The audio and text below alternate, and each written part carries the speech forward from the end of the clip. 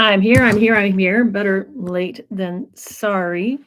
And I'm so excited today that we're going to talk about top 10 red flags in a relationship. And we've talked so many times about top 10 red flags or top red flags of dating relationships. I want to get into the flags that we ignore when we're in a relationship that show that we know are signs that things are not great, but we just sort of put up with it. I'd like to talk about those red flags because we don't spend a lot of time talking about those types of red flags. I'm so thrilled that you're here. I'm Dr. Kerry Kerr McAvoy, a mental health specialist with over 20 years of counseling experience. And I'm worried because I'm not seeing any. Can people on YouTube hear me all right? Would you let me know, Mariel or Scrap Along Mail? Can you guys hear me okay? Because I'm not for sure that I'm they can hear me. Don't you love that? I just nothing like the problems. Okay, yes, you can hear me fine. Because I'm not seeing any movement on the mic. There's a little mic down there and there's no sign. So how many of you are have been or in a relationship or been in a relationship for a while, or maybe you left a relationship and when you're in the relationship, you were ignoring things that were going on, that you knew probably things weren't perfect, but you just weren't really, you know, you just sort of like thought to yourself, well, all relationships are hard. And then you just sort of put up with it.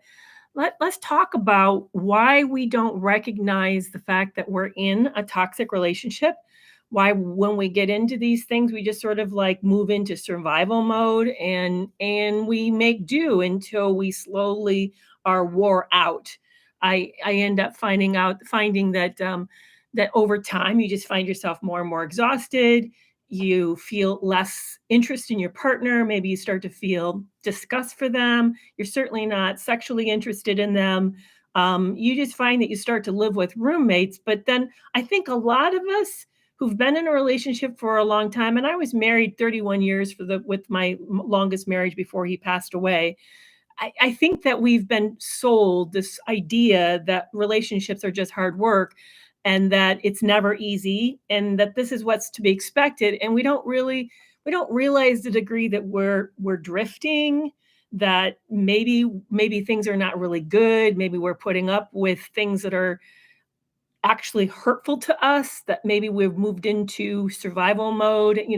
So let's talk about what it is that causes us to miss these and what should we do if we find ourselves in a relationship like that. By the way, I'm Dr. Kerry Kerr McAvoy, and I'm so thrilled that you're hanging out with me today. I am a mental health specialist with over 20 years of counseling experience, and these days I spend most of my time educating, creating content, writing. I'm also a writer. I wrote the book Love You More. So my second marriage, I've been married twice, was in a narcissistically abusive relationship. I when I met him, I knew he was a narcissist, but I just thought, oh well, you know, we'll figure these things out. It'll get better. It's just like everybody's got some rough edges, and we'll rub these rough edges off, and he'll rub mine off, and I'll rub his off. And he hasn't been married the same length of time I have been. And I just figured that, a little arrogant of me, but I just figured this was workable. But I didn't realize it wasn't workable and it was catastrophic. So if you're interested in learning more about what the inside of a relationship looks like, I highly recommend Love You More. It's very interesting. So some of you have been asking me questions. So Mariel says sometimes it's just necessary to keep the ship afloat. Scrap Along Mail says, I just made excuses. Yeah, I did too. Scrap Along Mail, I also didn't. I denied that there were red flags. I I just I could see that they're there, and then I just didn't look at them. I thought, like, almost like this idea of like, my sister says, if you don't see the doctor, then they won't find out what's wrong with you. Then there's nothing wrong with you. It's like, no, it doesn't work that way. But I had that same kind of philosophy. Like, if I didn't look head on to the problems, then maybe they weren't really problems. Maybe they would go away. Maybe we could just pretend this wasn't happening. So, what problems? This is a question for all of you. What problems did you ignore? Let's see if there's any commonality to what we ignored. One of them that I ignored was this. I'm going to talk about the longest marriage, the 31 years. Who, by the way, he wasn't a narcissist. He passed away And he wasn't a narcissist. He had a few narcissistic traits, but was capable of change, and he could show empathy, and there was really really sweet moments, but it was hard. I have to say that marriage was really wearing me down. And yes, there was some verbal abuse in my marriage. He would call me names. I'll never forget. I had this moment. We'd been married maybe 20 years at this point, and he would, like, whenever we get into a fight, next thing I know, all the litany of names would come out. And I remember even where I was standing. I was in the kitchen and I looked across the room at him and I stared him straight at the face and I said, "It's amazing to me how you can say these things about me, call me these really awful names, and then a few hours from now that you want to have sex with me. I wouldn't want to have sex with somebody that are those things. That makes no sense to me." And he just stared at me for a long second. And then he paused and he said, "Yep, you're right. That makes no sense. I won't do it again." And he never did it again. So I could have these moments with him where we'd have these big ahas, and then there would be change and things would be better. But it was wearing me out. And one of the things that was wearing me out was I carried all the home front, all of it. The lawn, the care, the car care, the kids' medical needs, the kids' homework, uh, all the housework, the laundry, the cooking, the buying food, all of it. I carried all of it. I paid the bills. I did all of it. And I worked. I was working half time. And that part of me, like, well, I'm not working full time, so I should carry my load. But I carried all the load and worked part time. And I was starting to write at the same time. So I was doing all of these things. And he was working. And yes, he worked hard. Now, he worked hard. He sometimes worked through the weekends and he was working a minimal of 10 hours a day, minimal, probably 10 to 11 hours. And then maybe once a month or more, he'd work through a weekend. So a lot of hours. It wasn't that he wasn't working a lot of hours, but to check out all of it and kind of feel entitled to it. And at first I thought it was a reasonable because he was making the bulk of the money. And I was, like I said, I was working part-time and I wasn't even working half time. I was working like one quarter of the time. So I kind of felt that it was fair, but then I realized that the amount of hours I was putting in to the amount of hours he was putting in and the degree he got to mentally check out, and then I was carrying the entire mental load for everything home and family and vacation and kids and even kids' college futures, all of that. I started to feel really, really like exhausted, totally, totally wore out, and that it was very unfair. So that was one of the things that was weighing on me and causing me a lot of emotional distress. So I want to see what you guys said. What do you guys say? Because I didn't look while you guys were talking to me. Constant criticism. Ooh, yeah, that's hard. And turns every conversation to himself. Ooh, yeah, that would be. I would find that exhausting. Silent treatment. So whenever you make kind of some kind of like a difficult issue, this person could be a female too, goes on silent. That's really hard too. There's two reasons why people do silence. We can talk about that. Puts his exes down. Oh, that's interesting. So you hear about these other relationships and what was wrong with these people?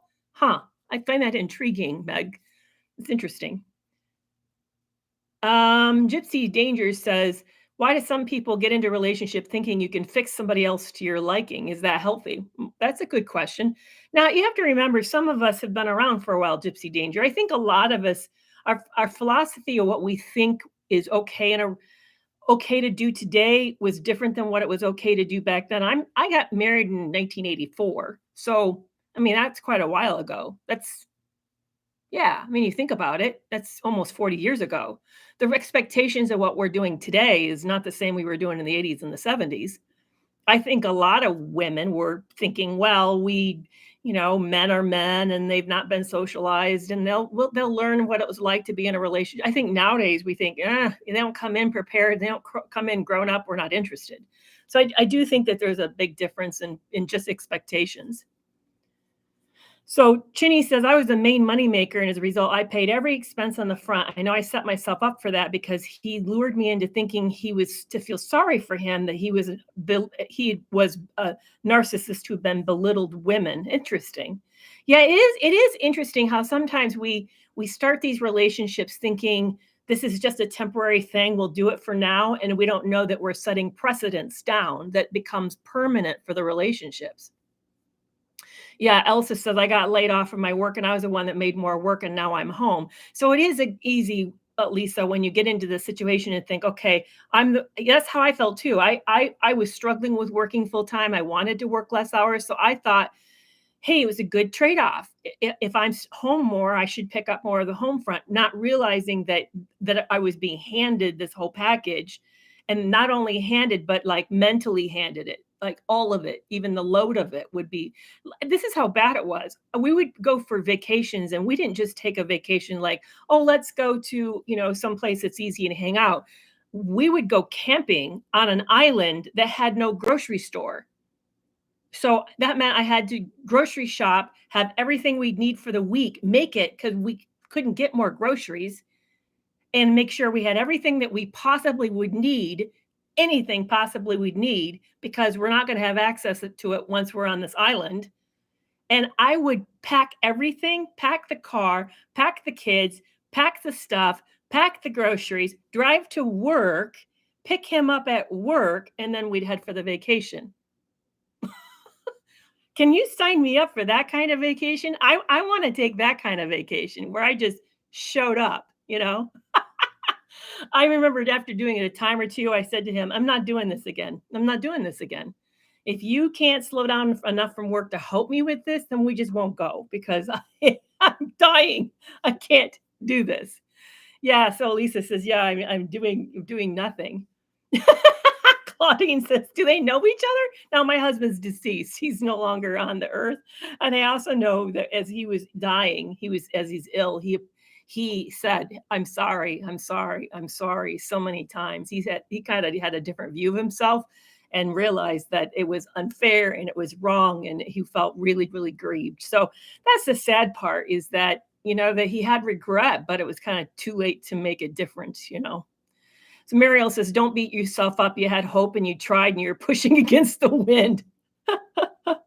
Oh man. Scrap along mail says, "Being the breadwinner, you really don't loaf."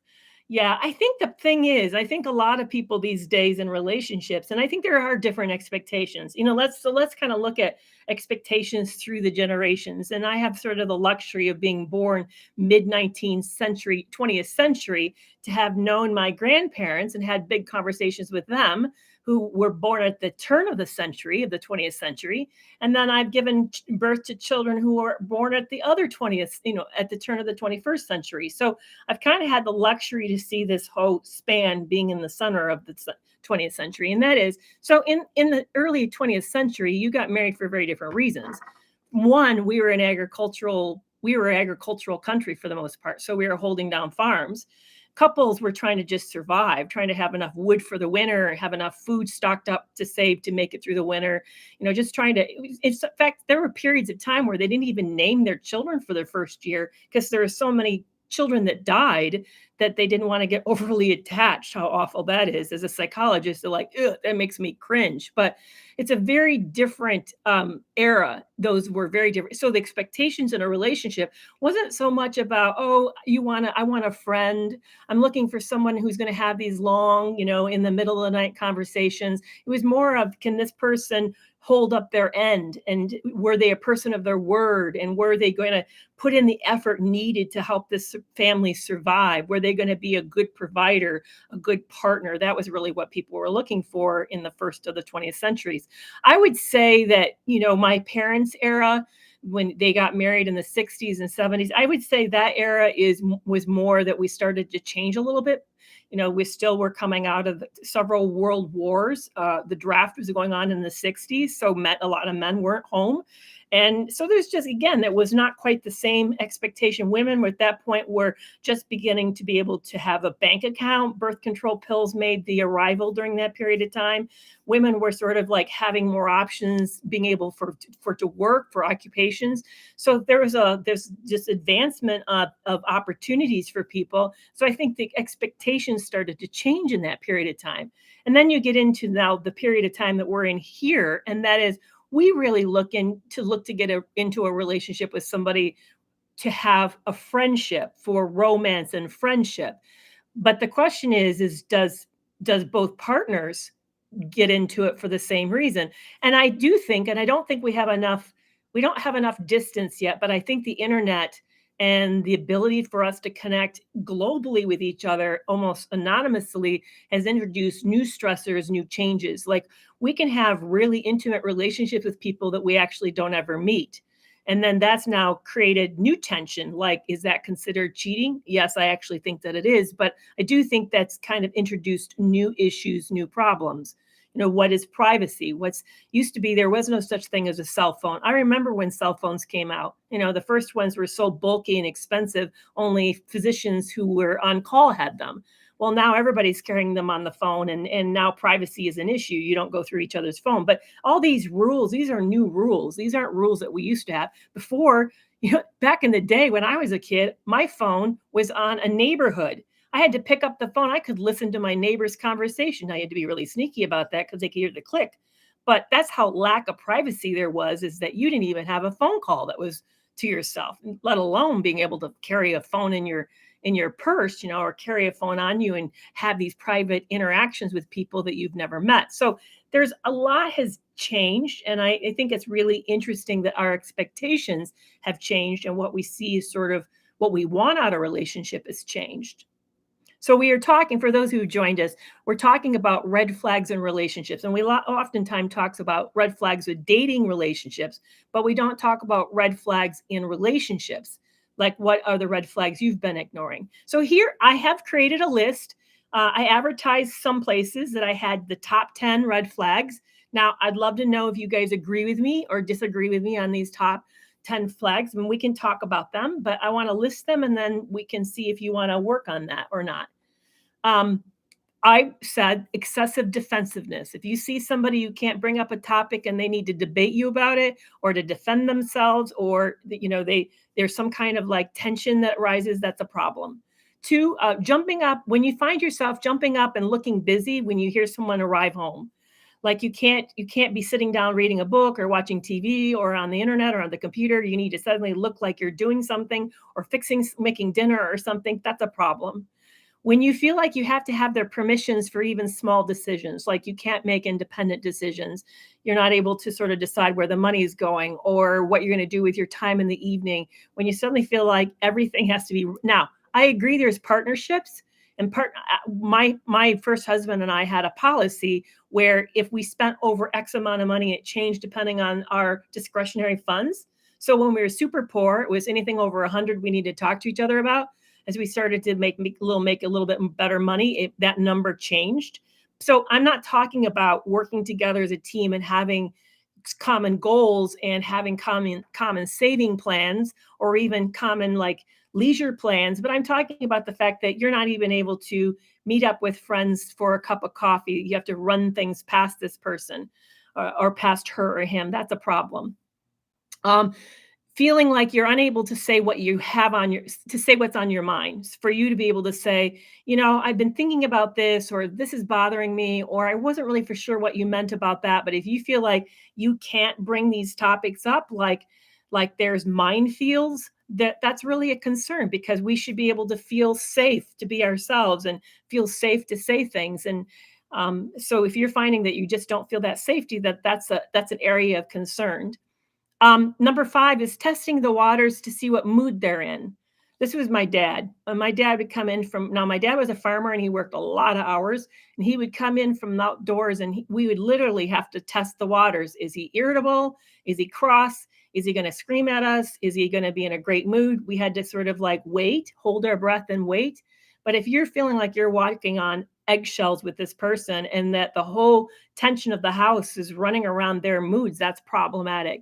So for those who are just joining me, I'm Dr. Kerry Kerr McAvoy, and I'm running through the top red flags in a relationship, not in a dating relationship, but in a relationship. So if you're finding yourself doing these, this might be signs that your relationship has some issues. So number 6, I went through the first 5. Number 6 is hiding what your kids have done in order to avoid a blow up.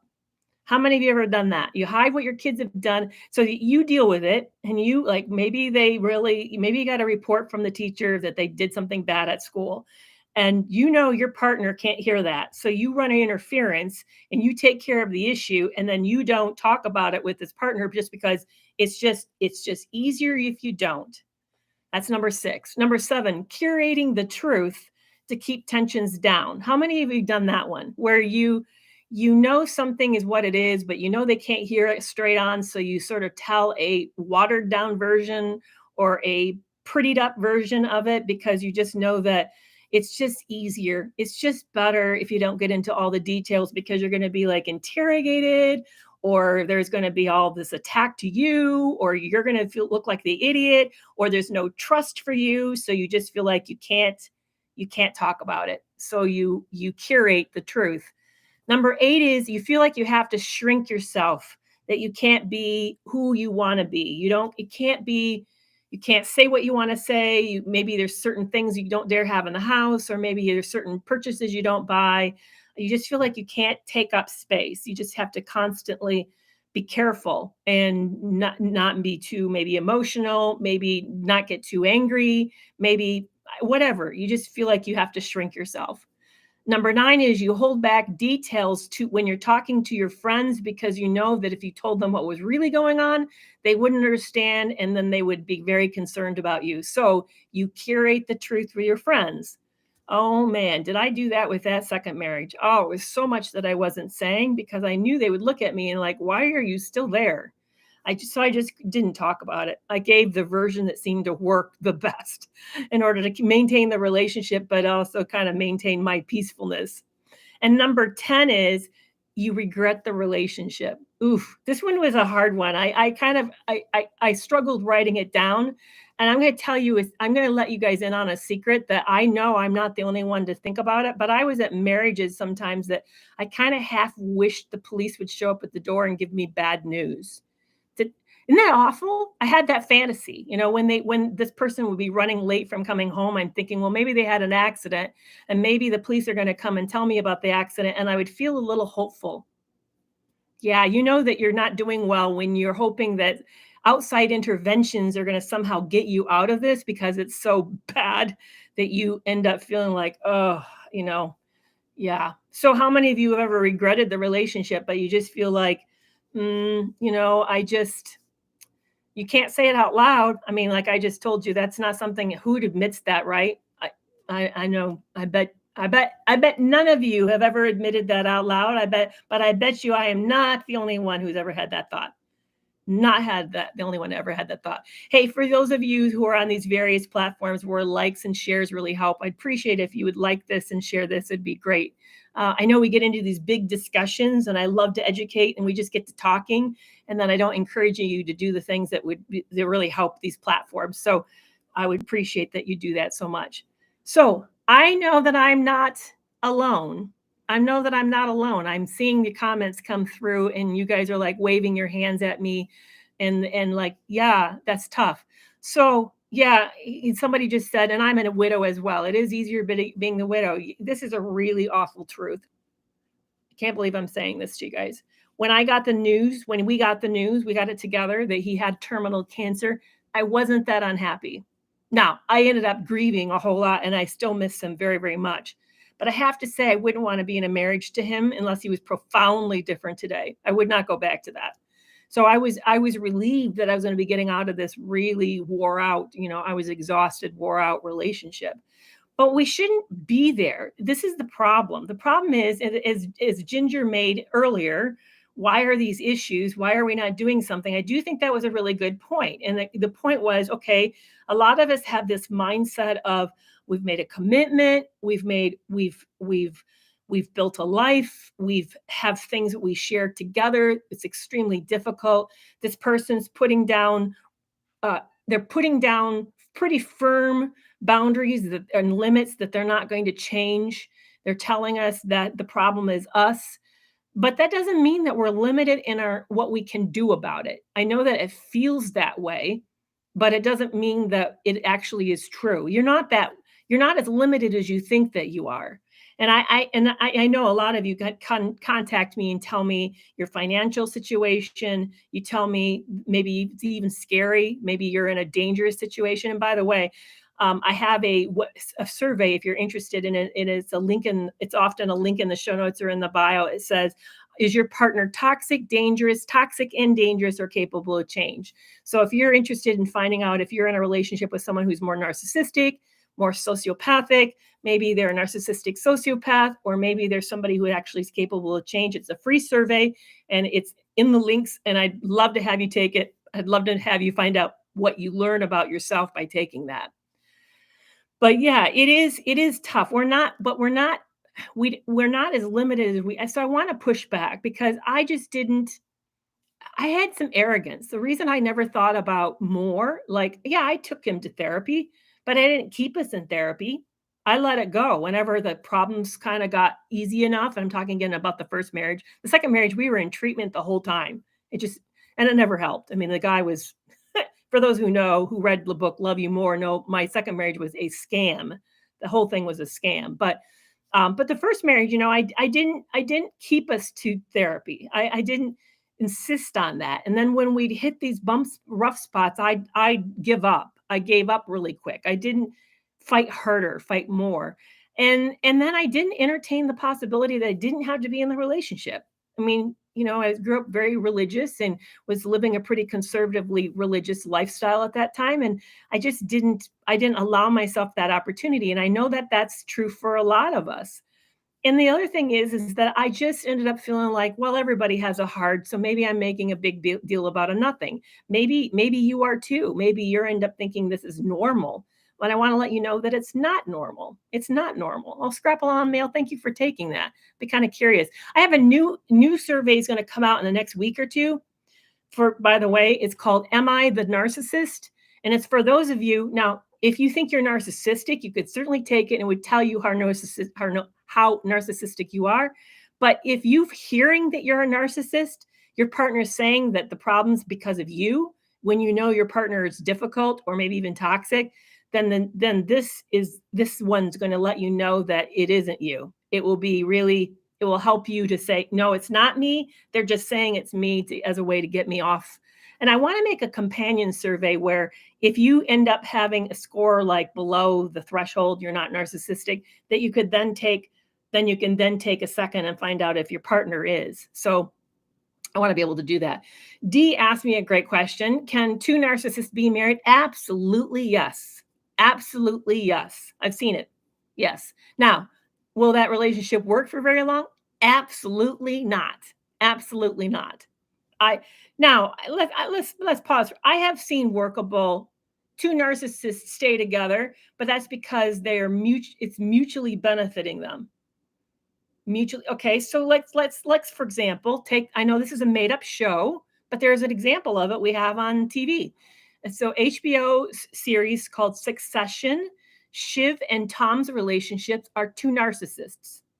Shiv is probably uh on the more moving towards a malignant narcissist, and Tom is a narcissist with a lot of covert symptoms, and they're married. Now, are they happily married? Absolutely not.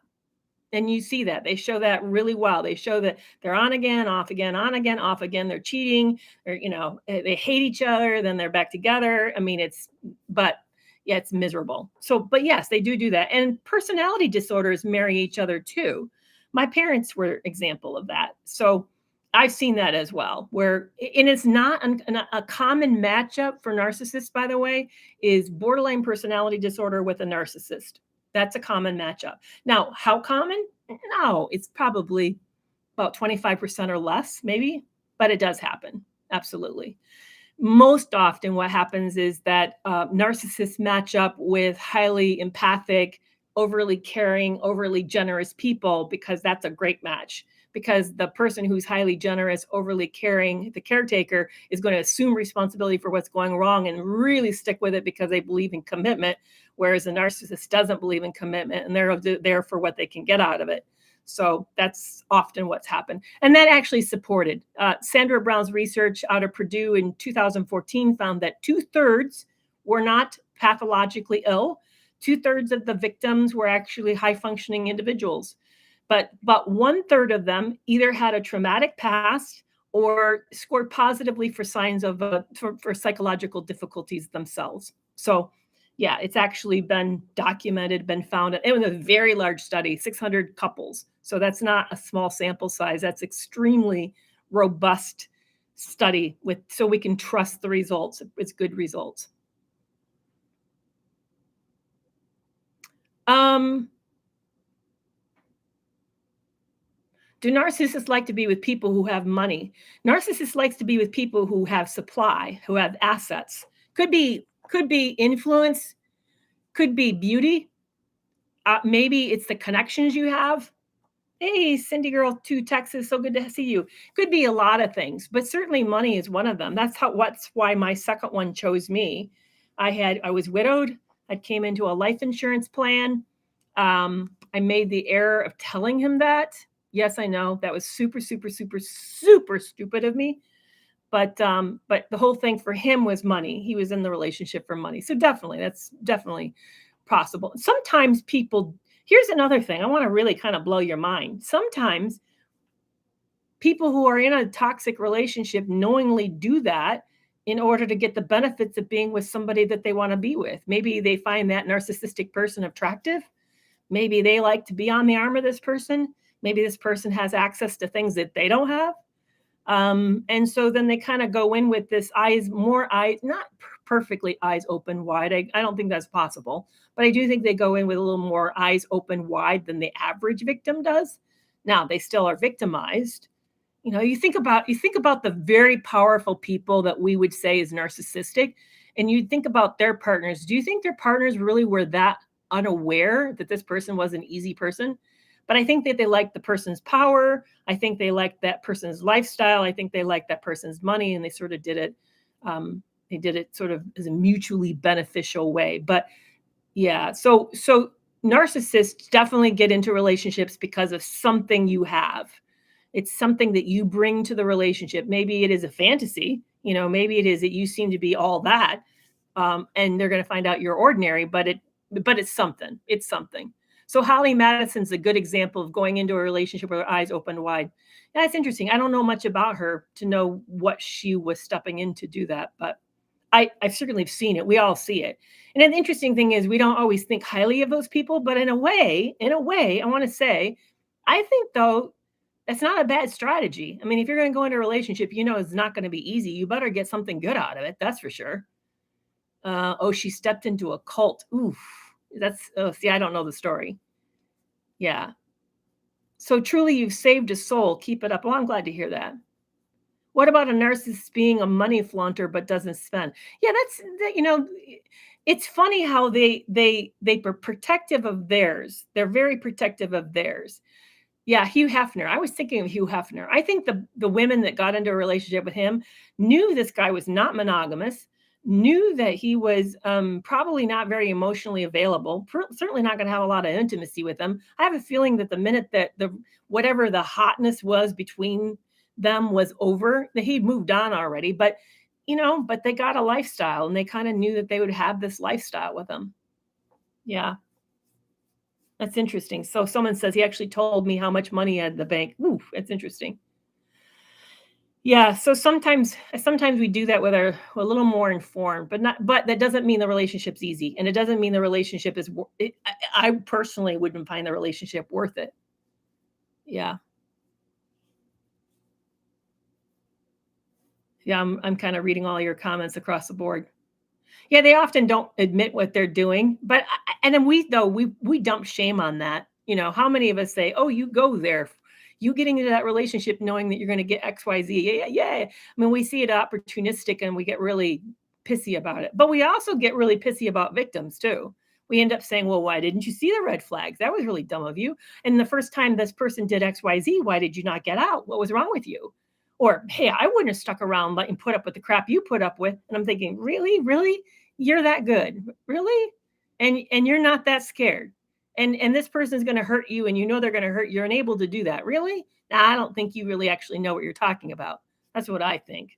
Is that often we say these things, but we haven't really actually lived them to know if we could do any better than any of us have ever done.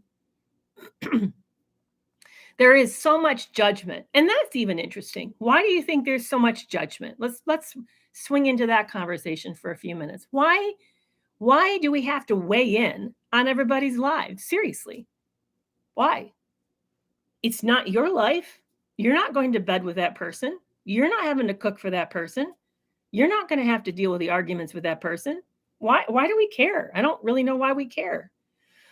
this is why I think we care. And I'm, by the way, a psychologist with over 20 years of counseling experience. I think we care because we don't want to be like them and we're afraid we are. So we want to separate ourselves. So we kind of resonate with something about what they said. So in order to say, to feel like less insecure or shaky, we get distance from them and say, I'm not like you because I wouldn't have done this. Well, actually, you are like them. We're all alike. We all are vulnerable. We all make mistakes. Not a single one of us has not made at least one error. And not a single one of us is not in a relationship that has issues, because that's the truth for all of us. So I think we sort of do this as a way to, as like a pecking order. We make this arbitrarily peck. Well, I'm better than her or him because I wouldn't have put up with XYZ. I used to think, here's what I used to think: if someone cheated on me, I would be out of there. And then, wouldn't you know, I find out on my delayed honeymoon, 2 months into the relationship, that he'd been cheating the whole freaking time. I knew the guy, he had been cheating. I didn't leave. I stayed for almost 2 more years. So we don't really know what we think we know until it's you facing that situation. And I could tell you all the reasons why I stayed. It was quite complex, that's why. It wasn't easy. Walking out was not easy. And for most of you, your situations, it's not easy. That's why you do what you do. Yeah. Hey, so good to see you here, Jacob. Nameless narcissist. You guys not following him. He's awesome content. It gives you inside look of what it's like to be in his head and to see the world the way he sees it. And I super appreciate that. Thank you so much for that. Yeah, it is easy. I mean, even, he's a self-aware narcissist. He tells the world he's a narcissist. He shares his vulnerable stories about the errors he makes. Yeah, and some of them are they're painful, but I make errors too. I made errors like thinking that I could change somebody. That's arrogant of me, Or I made the mistake of not looking at what was said and looking at what's being done and realizing they don't line up. I was taught to ignore that. That's on me. And yeah, so it's very easy for us to point fingers, but the fingers, there's four of them pointing back at ourselves every single time. Very much so. Hey, I have a new book that just came out. I'm so excited about it. It's called Surviving to Thriving. Surviving to Thriving, a 6-step blueprint to healing. A 6-step blueprint to narcissistic abuse, healing, and recovery. Lisa, Sunny, and I put this out together. It's a workbook. So it actually has chapters. Like this is one on cognitive dissonance, has chapters, gives explanations, asks you to do some exercises in it. It covers the 6 big things that hold us back from healing. And they are letting go of the potential of the relationship and the potential of the person, the dual reality that we experience with cognitive dissonance, feeling the fear of leaving and feeling the fear of handling our own life on our own, beating the guilt that we feel that things didn't go the way that we wanted, and how to master boundaries, how to hold boundaries, how to even set realistic boundaries. What is a realistic boundary? And then the last one is finding some self-worth. So if you find yourself struggling with that, this is now available on Amazon. I'm super excited that it's out. And you can also have a fillable PDF version you can buy from me directly. So Okie Smart asks, how about when you're sorry wasn't enough? So are you saying that when you made a mistake and you came back to that person and you said, I'm sorry, and they didn't take your apology? That's a great question. The self-aware narcissist, hey, Jacob, are you still here? If you're here, what's your handle on YouTube? I'll ask him. I'm asking him for you, Mariel. So you guys probably know about Ben with Raw Motivation and Lee Hammock with Mental Healness. Jacob's handle on TikTok is called The Nameless Narcissist, which I love the irony of that, because narcissists are never nameless. So I think that's a cool name that he did that. So and I know he's on Instagram as well, but I don't know if he's on. I think you read his handle wrong. It's called The Nameless Narcissist is his handle. I like that. I think, yeah. That's it. You got it, Banasis. That's it. So, but back to that question of, what was my question I just asked a second ago? It was something somebody said. When you say you're sorry and it isn't enough. So let's talk about that, because that's going to be 2 weeks from now is going to be my topic for toxic love on YouTube. I have this big, long series on a pathological love relationship from start to finish. And this week is on, I'm using The Invisible Man. And then next week, I'm using Succession and Breadcrumbing. And then the week after that is going to be the non-apology apology. So that's in 2 weeks. So I'm super excited about that. But I've been thinking about a lot about apologies because I'm working on the script for non-apology apologies. And I feel like what goes wrong with apologies is like multiple fold. Sometimes people say they are sorry, but they're not really telling you you're sorry for what. They're just like, I'm sorry. They're sorry you have feelings. That's really what they're saying. That's all that they're saying. I'm sorry that you have feelings. They're not really sorry that what they did affected you. They just don't want you to be upset. And so it's kind of like this blanket, let's just clean the slate and start over. Can we forget about it? That to me is not an apology, because an apology really is an indication of a recognition of what was done wrong, an indication there is regret that it's injured the relationship, and there is a recognition that that behavior needs to not be done again. Yeah, I'm done with I'm sorry. My ex-nurse would say, "I never apologize if I'm right." Yeah, exactly. Or, "I'm sorry that you feel that way." Yeah, that's another really good non-apology apology. Yeah. Yeah, a lot of people who are toxic, and I'm not even just exclusive to narcissists. I think there's a lot of people who don't really apologize. They're not good at it. They're overly defensive. They don't take ownership for what they did. They don't really empathize with the impact on you. And so they just sort of like, if they give you a sorry, it's sort of like, I'm sorry. And I think that's going to fix everything. A real apology. And I know that I think there was an Unlocking Us by Brene Brown who spent a lot of time on it. She talked to Harriet Lerner, who has written several books and more recently on apologies, like what does a real apology look like? And I have a feeling a lot of us don't actually make real apologies. Real apologies to taking ownership of what you've done, ownership of the impact on the other person, regret for the fact that you've hurt them, and then a commitment to not doing it again. And most of us don't do that. We don't do that. It's painful. I mean, for one, and this is back, I just did a duet with Jacob, Nameless Narcissist, about what do narcissists know they're hurting us? And he gave several points about, yeah, this is what he's aware of. And one of us, he said, I feel tremendous shame. I don't have a whole sense of regret or guilt for what I did to you. I just feel really, really ashamed that I want to get rid of the shame. I think a lot of us do that. I think a lot of us feel tremendous shame. We want that feeling to go away. And so we just sort of offload it. We want to shut that other person down and we just want to make that stop, make it go away. So Steph asked a really provocative question. Why dwell on a sorry? As long as you're happy with yourself and you forgive yourself, it's all okay. Is it really? Is that really? So let's use that for a moment, because I think that's a really powerful point that you're making. And I don't actually agree with you. I think that sorries is an indication that there's been a problem in that relationship. So let's use the really horrific one. Okay. Um, Say that this person forgot to lock the pet door on the door, and the dog got out and got hit, and maybe even got hit and killed. Okay. So the error is a permanent error now that you've lost in your life over, maybe it was a negligent thing, but let's say you've told this person 3 times before, please don't do that, and they forgot again. Is that just okay? As long as I feel good about myself and I have self-forgiveness, I can move on? I don't see that as feasible. I don't. That now there is a wound in the relationship, and you now have to figure out how you're going to survive that wounding. An apology is an indication of, I did something really wrong. I've changed this irrevocably between you and I, and irrevocably for you and your relationship.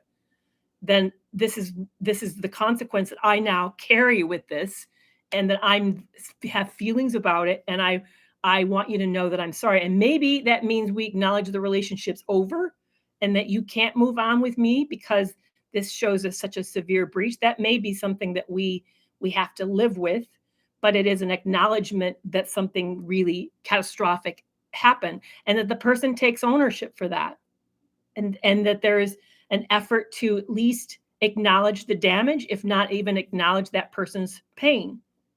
So I think that that's really what it is. It's an admittance of responsibility and accountability, and there is a sense of trying to give a kind of closure. Can we get if an animal is gone, a pet is gone, that's you're not going to get closure on that, but you at least get closure over what happened, why it happened, and that might give you a little bit of peace of mind, not total peace of mind. Um, Now, and somebody else asked, do we have to always forgive? Somebody said this is a biblical concept. Do we have to forgive? Well, what does really forgiveness mean? I mean, you're talking about a religious concept, and I think that people kind of define that differently based upon their religious understanding of life and ethics and spirituality. For me, it is relinquishing forgiveness to me is relinquishing my right to seek retribution for that person. That person's injured me. That doesn't mean now I go find their pet and then do it to them. That's one option. You could do vengeance. But to me, I could then take them to court. I could sue them for something, maybe a civil suit. But for me, it's letting go of that and realizing that everybody makes an error and that I at times have done something similar, seeing myself in that light of being an imperfect person, even though maybe their behavior is negligent behavior, by realizing that sometimes I do negligent behavior and letting it go without asking more an equal payment out of them. Let me give you a really horrific story that happened the day I found out my husband was dying. And I realized that I'm going to have to be going here in a few minutes. The day that I found out my husband was dying, this accident happened that day. Okay. This for me was like a world changing, talk about putting things into perspective.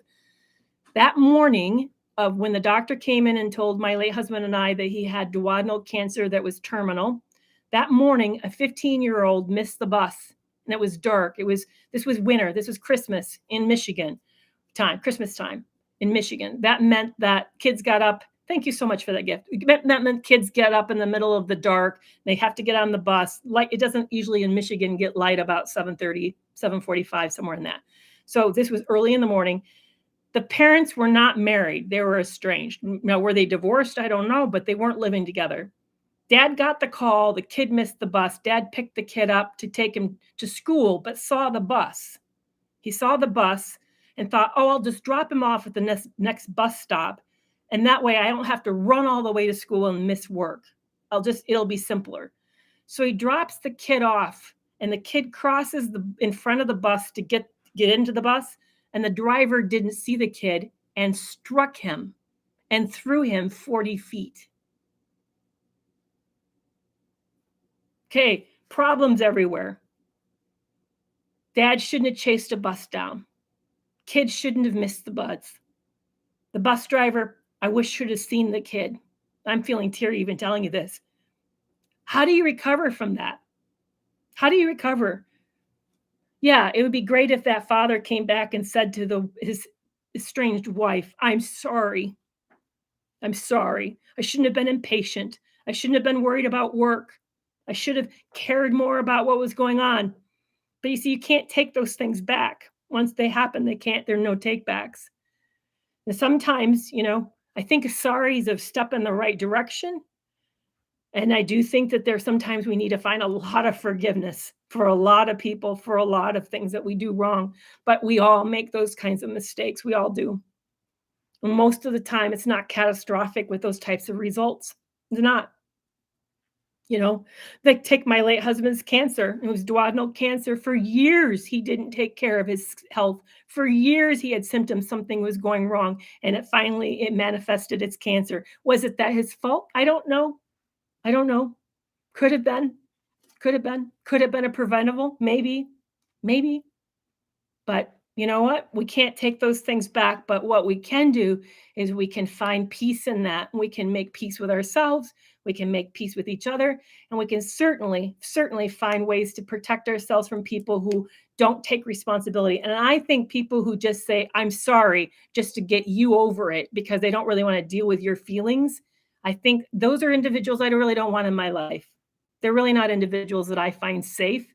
I would rather have somebody who can face what they've done head on and hold on to the pain of the consequences they've caused me in my life or caused others and then live with that in the best way possible, I would rather have that individual in my life than a person who can't even look at what they've done, even when it's a minor thing, and take any measure of responsibility. I don't want that individual in my life. I don't.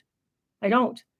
And yet I also don't want, here's another thing. I don't also want people in my life who can't accept my imperfections, because we're all imperfect and we're all going to make a mistake that's going to cost somebody something. We are. You're not going to do everything perfect. There's going to be something you do at some point that's going to have a ramifications that you never meant. And to have people have no grace for you, no patience, no mercy for you. Well, we all need mercy. We all need patience and grace. We all do. So it's hard. These are the tough things that I don't have perfect answers for. I don't. They're just very, very tough things that we need to grapple with. And even like the topic today, the 10 red flags in relationships, these are tough things. We're talking about things that are very hard to manage. And, even this, okay, for those of you who are in a relationship right now, and maybe it's not perfect, what point is it imperfect enough that it's time for you to leave? I'll tell you, that line's not clear. And for those of you who think that's a clear line, who are not in a relationship right now, and who have not faced this, you have no idea. It's not a clear line. It's not. In fact, the closer I got to the line of deciding that I'm done, the harder it was to see the line, because the fuzzier it got, because nobody's perfect. So I guess what I'm saying is that there is no easy answers through these things. And the fact that we can accept that they're complex, accept that they're gray, and live with the ambiguity, and live with patience with ourselves and patience with each other, that makes for a prettier world. It sure does. And this has been wonderful to hang out with you today. I appreciate a little bit off topic of narcissism and narcissistic abuse, just talking about relationships.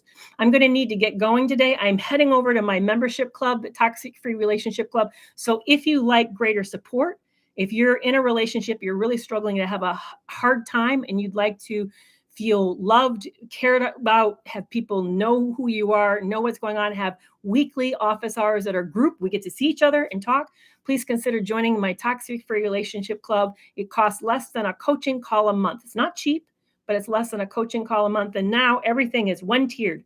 It's all the same tier. You get everything, my course, my book, ongoing library of guided meditations. You get office calls. You get my support directly, all for the less than one coaching call a month. And I would love to see you guys there. Have a great rest of your week, and I will see you back here on Tuesday. Okay, bye-bye, y'all.